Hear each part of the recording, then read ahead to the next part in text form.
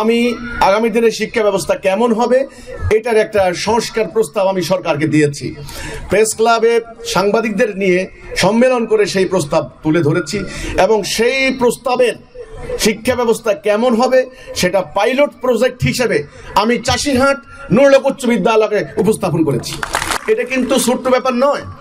আমি বর্তমান ইন্টারিম গভর্নমেন্টের আহ্বানে যে সংস্কার প্রস্তাব আগামী দিনের রাষ্ট্র কিভাবে হবে, রাষ্ট্র বলেছে কোনোভাবেই যেন অর্থ পাচার না হয়, অপরাজনীতি না হয়, ফ্যাসিস্ট সৃষ্টি না হয়, এমন ধরনের সংস্কার করবেন তিনি আহ্বান করেছেন সবাইকে।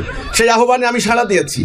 এখন শিক্ষা ব্যাপারে যে প্রস্তাবটা দিয়েছি সেই ব্যাপারে পাইলট প্রজেক্ট নমুনা হিসাবে এই চাষিরহাট নুরুল হক উচ্চ বিদ্যালয়ের শিক্ষা কাঠামো কেমন, সিলেবাস কারিকুলাম আমরা কিভাবে ফলো করি, কিভাবে আমাদের স্টুডেন্টরা একদিকে নীতি নৈতিকতায় মহান হচ্ছে, অন্যদিকে দেশপ্রেমিক হচ্ছে, সুনাগরিক হচ্ছে এবং খুব ব্রিলিয়ান্ট স্টুডেন্ট হচ্ছে, খেলাধুলা তারা স্বাক্ষর রাখছে, এই ব্যাপারে আমরা সরকারের কাছে প্রজেক্ট জমা দিয়েছি।